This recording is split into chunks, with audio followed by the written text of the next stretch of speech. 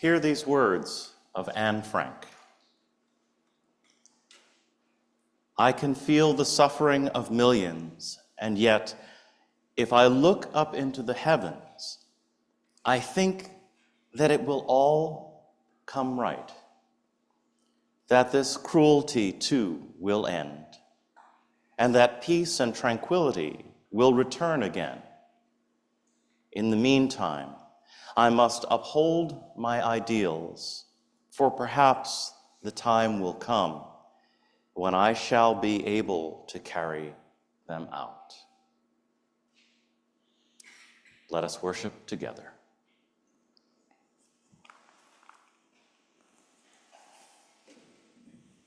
Good morning, everyone. On behalf of the entire congregation, I welcome you to the Unitarian Universalist Church of the Shenandoah Valley. I'm Leslie Blackburn, your worship associate for today's service.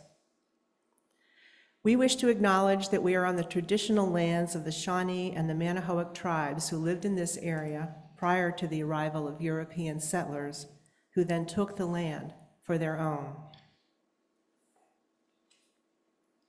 We come together each Sunday morning as a community of seekers, seekers of what is important in our lives, seekers of understanding in the faces of uncertainty and loss, seekers of forgiveness for our shortcomings, seekers of gratitude for the unexpected gifts we receive from all around us. We gather in awe of the beauty of nature and the mysteries of the universe. But most importantly, we come together as seekers of a community of love and empowerment, celebrating our search for truth and meaning in our daily lives. Now, as Bill McShay comes forward to light the chalice, let us all say together here and online the words for lighting our chalice.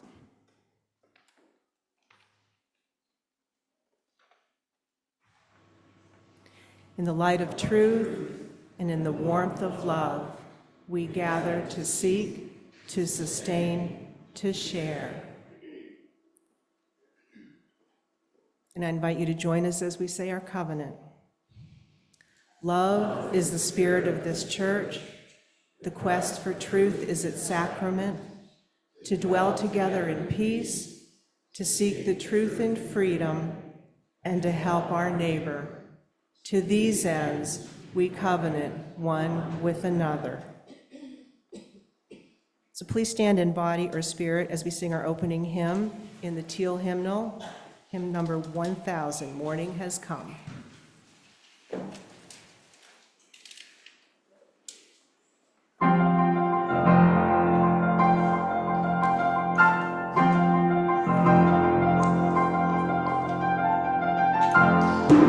Morning has come, arise and greet the day. Dance with joy and sing a song of gladness. The light of hope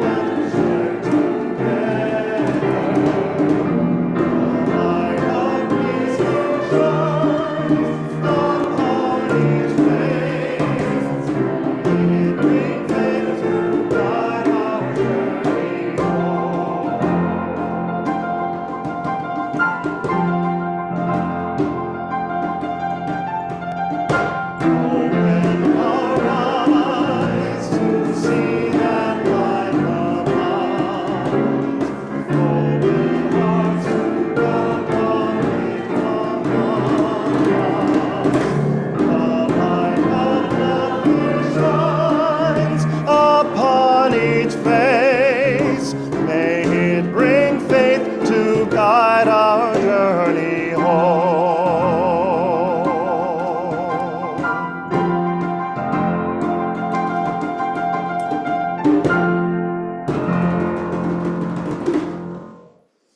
Our story today is Little Blue Truck, which some of you may know, and it's a story about helping someone that might be difficult to help. Horn went beep, engine purred, friendliest sounds you've ever heard. Little Blue Truck came down the road. Beep, said Blue to a big green toad. Toad said, croak, and winked an eye when Little Blue Truck went rolling by. Sheep said, baa. Cow said, moo. Oink, said a piggy. Beep, said Blue. Cluck, said a chicken, and her chick said, peep. Ma, said a goat. Blue said, beep. Neigh, said a horse. Quack, said a duck. Beep, said the friendly Little Blue Truck. Honk, yelled a dump truck. Coming through. I've big important things to do. I haven't got time to pass the day with every duck along the way. Vroom, went the dump around a curve. He saw a puddle and he tried to swerve. Into the mud rolled the big fat truck, and his big important wheels got stuck. His heavy-duty dump truck tires were sunk down deep in muck and mire. Honk, cried the dump, and he sounded scared, but nobody heard or nobody cared. Then, into the mud, bump, bump, bump, came the Little Blue Truck to help the dump. Little Blue pushed with all his might. Now Blue and the dump were both stuck tight. Help, help, help, cried the Little Blue truck. Beep, beep, beep. I'm stuck, I'm stuck. Everybody heard that beep, beep, beep. The cow came running with the pig and the sheep. Up at a gallop ran the big brown horse. Goat jumped over the fence, of course. The hen came flapping with the chick and the duck, and everybody pushed the Little Blue truck. Head to head and rump to rump, they all pushed Blue, who pushed the dump. They couldn't quite budge that heavy load. Then who hopped up but the big green toad? All together, 1, 2, 3, one last push, and the trucks were free. Thanks, little brother, said the dump to Blue. You helped me and they helped you. Now I see a lot depends on a helping hand from a few good friends. Beep, said Blue. Who wants a ride? Everybody scrambled to jump inside. Oink, quack, ba, moo, cluck, peep, neigh, croak, ma. Beep, beep, beep. It's one of my favorites. And now we can sing the children out. Oh, you got it. Go now in peace. Now in peace, may the spirit of love surround everywhere. Thank you. Go. I didn't know you could make all those sounds. Right? It's a hidden talent. It's amazing. The things you discover when someone's doing a children's story. So speaking of vehicles, if you haven't noticed, there is a new speed monitoring device as you head north toward Winchester on 11. You didn't notice, did you? Oh dear. It will clock your speed and flash at you if you are over the 25-mile-an-hour speed limit. I half believe that most of these monitors are all about guilt. I mean, they can't actually make you slow down. Now, if they've got cameras attached, that might be a deterrent, but in the moment, they can't do a thing except make you feel like you've done something wrong. But that's the point. How many of you regularly go over the speed limit when you drive? I mean, on a certain level, of course, going over the speed limit is a calculated risk. There aren't enough road police in this state anyhow. There are plenty in California to pull you over for going 5, 10 miles over the speed limit. Yeah, that's okay. Also, culturally, I feel like Virginia is a place where people are even more rabidly independent in some ways than New Englanders. For how bad they drive in New England, they generally don't speed. I can vouch for the accepted tendency to go well beyond the speed limit because I spend anywhere from 4 to 6 hours every week on both I-81 and I-70, and people cruise past me, and I'm already doing 80. So speed limits are a perfect example of my point today. A speed limit is a policy. It's a public safety policy. Interstates are set by federal policy in collaboration with state guidelines, which have to do with population density and distances between exits and minutiae like that.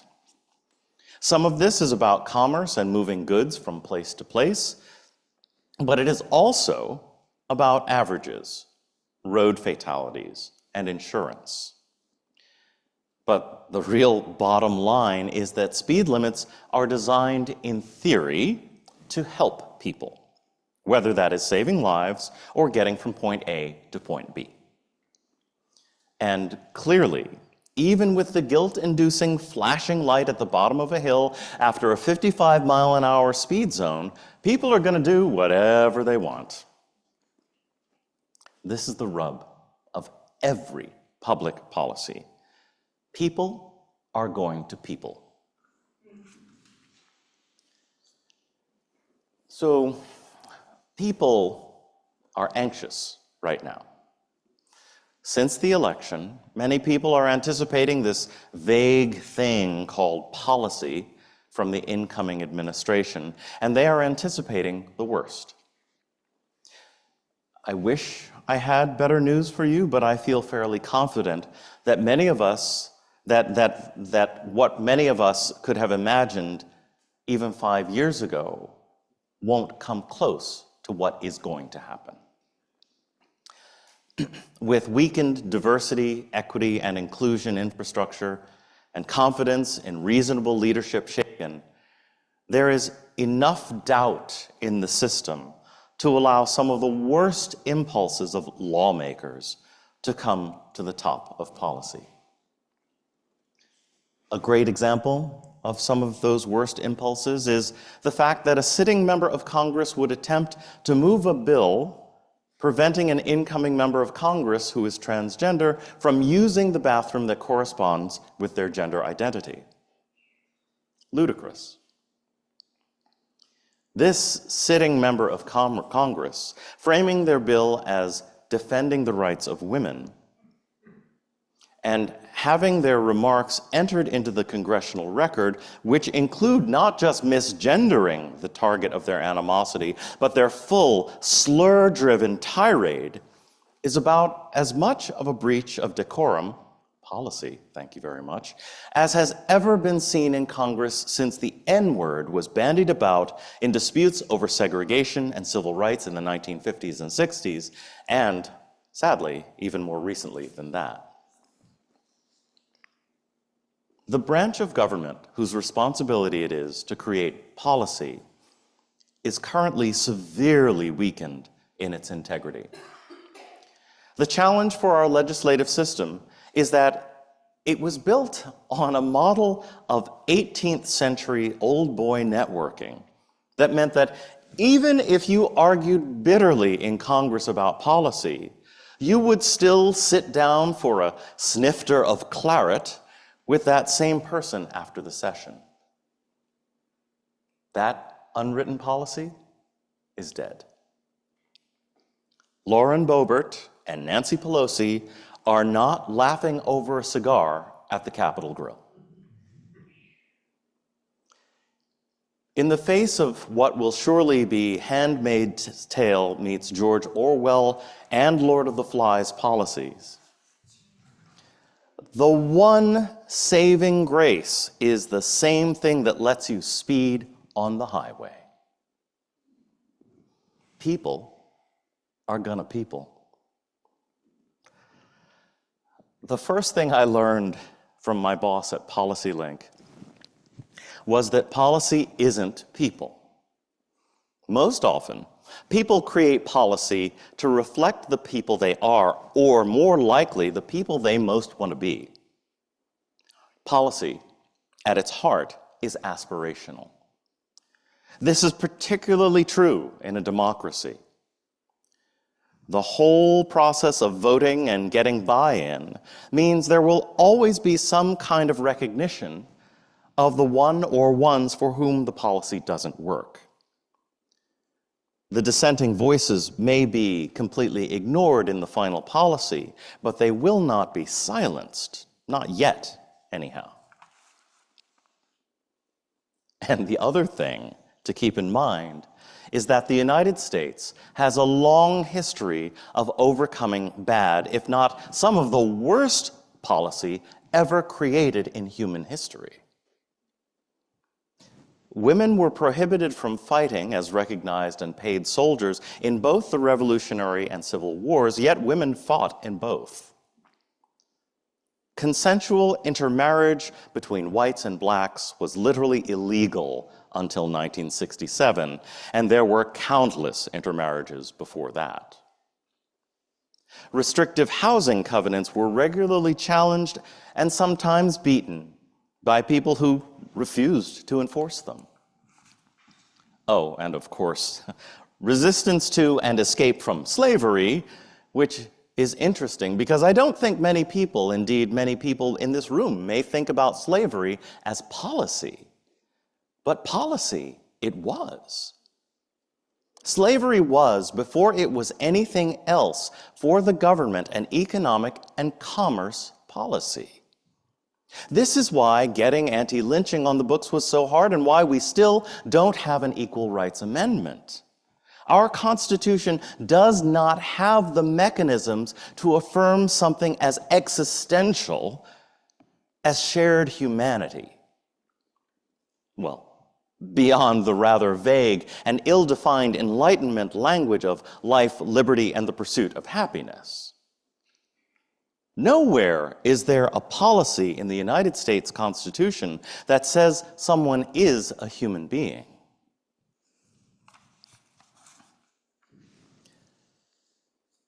The assumption of humanity is built into our government's concept of how it creates policy. On the challenging side, the founding assumption was that humanity looked like and was limited to a certain form. On the more hopeful side, today, this means that defining humanity is the responsibility of the people who are being governed. Humanity, its definition, its affirmation, its defense, in our system is not the job of government. It is the job of community. It is the job of this community. If people are going to people, then the whole job of the church is people. And that is the challenge for this congregation going forward. Do we only see the people who decide to come inside this building? Are we only willing or capable of putting energy into the people who find us tucked behind the shrubbery? Does the love we talk about end at the door? This is a very tight, very loving, very supportive community. That is fantastic and important and should be protected and cultivated and cherished. And we are living in a different time under pressures that are far different than what we were living under even 6 months ago. We are entering a time when a congregation like this has to discover how it can be more than a safe haven, an escape, an oasis. Those are all inward-facing impulses. Those are impulses of exclusion.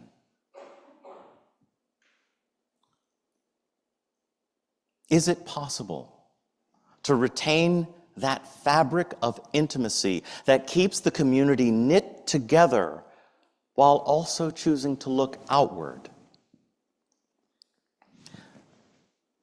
I spoke to you last about the elevator speech and ways to talk about Unitarian Universalism publicly. That's not just so you can have something to talk about at a cocktail party over the holidays. It's encouragement to remember that the job of this congregation, particularly now, must be people. And that includes people who aren't in this room. I'm working on a PhD in religious studies for a fairly specific reason. My goal is to participate in filling the gap in the landscape of education in this country and in the world. I want to write books that attempt to untangle the mess of colonial racialization as a religious project. I also want to be a public educator in a place where young people of African descent can see me and know that it is possible to do creative and exciting things with your mind and with your talent, even in the face of ongoing marginalization and silencing. I am and have been for all of my public careers invested in people. Because of that investment, like a hammer sees everything as a nail, I see every environment, organization, show, congregation I work with as a people opportunity. It is a habit for me to recognize the potential of people everywhere, all the time. So I ask you, how willing are you individually and collectively to recognize and seek out people? Not just people who reach us at the end of the road, but people who this congregation can proactively reach out to.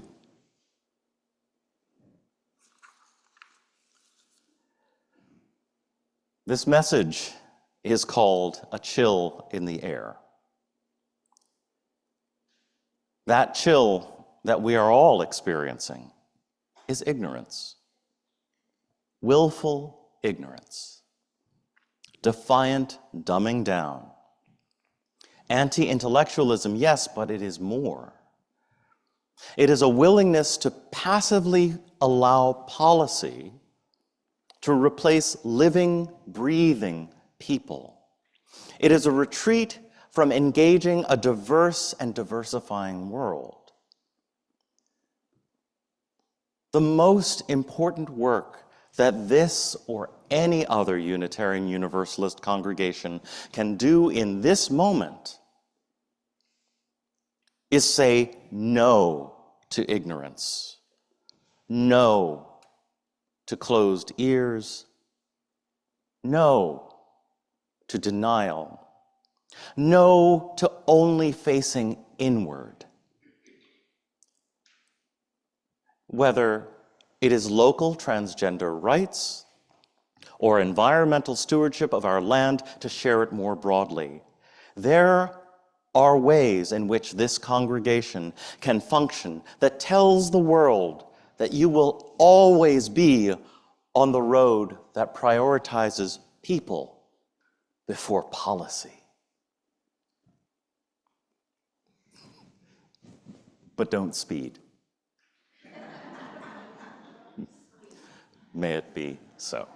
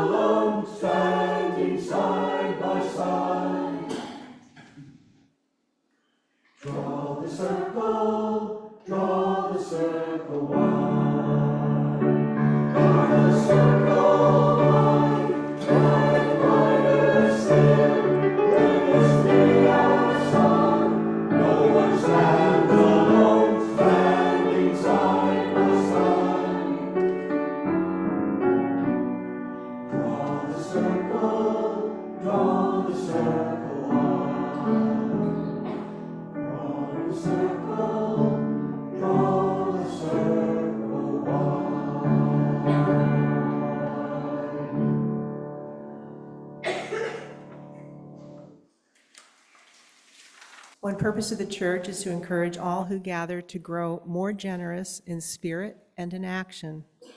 We will now gratefully receive an offering to sustain this self-supporting church and its ministries within and beyond our walls. If you're watching online, we hope you will consider making an offering through our webpage, uushenandoah.org. If you are visiting, feel free to let the basket pass. Your presence is our gift.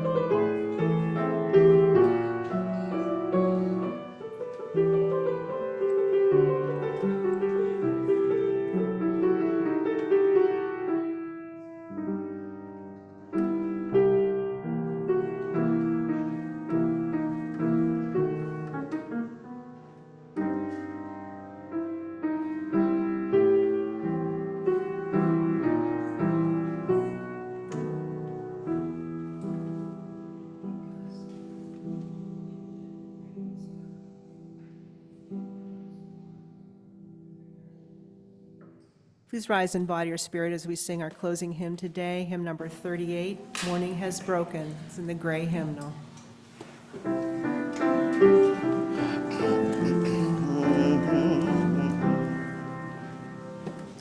Morning has broken like the first morning. Blackbird has spoken like the first bird.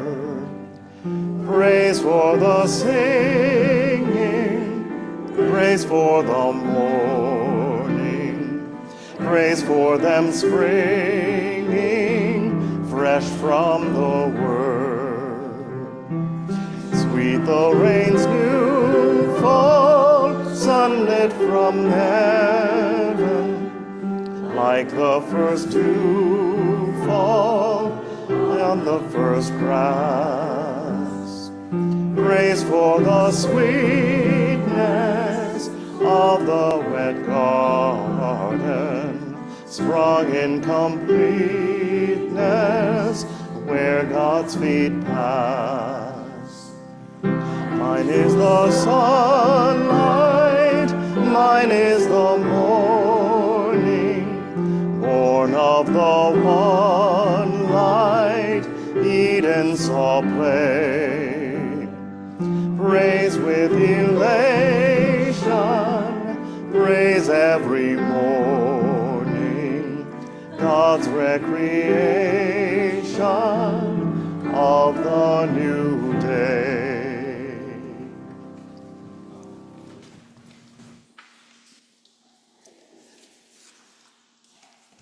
As we close our service, you said buttoning up. Can you hear me okay? You got it? Okay. As we close our service, we're going to light the Advent candles. We've already lit one, already lit two. This being the third week of Advent in the Christian tradition, we light the pink candle for joy. The reading that goes with this One of the readings that can go with it is Psalm 126, A Harvest of Joy. And I wanted to read that before offering a benediction.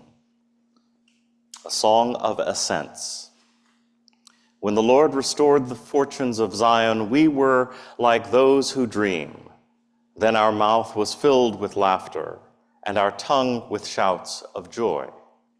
Then it was said among the nations, the Lord has done great things for them. The Lord has done great things for us, and we rejoiced.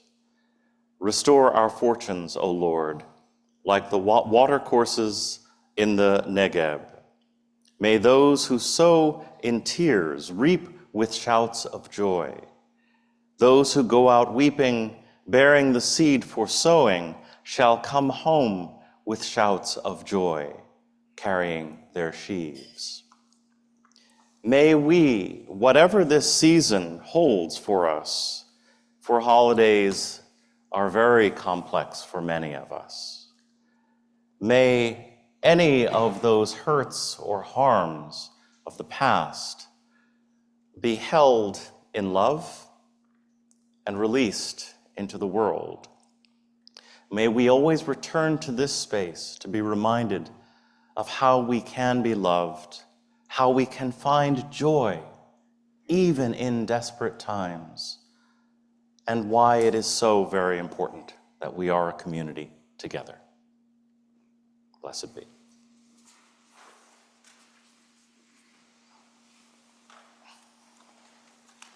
Now, as Bill comes forward, let us all say together the words for extinguishing our chalice.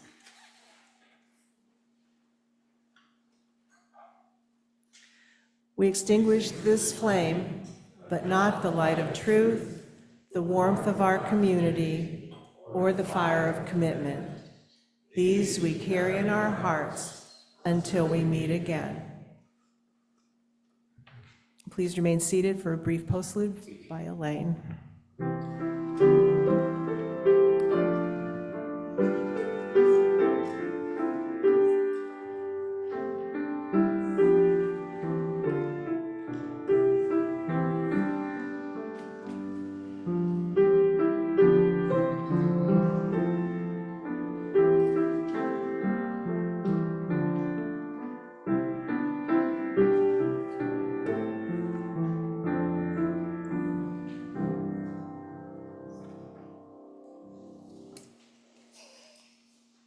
As we leave this friendly place, love give light to every face.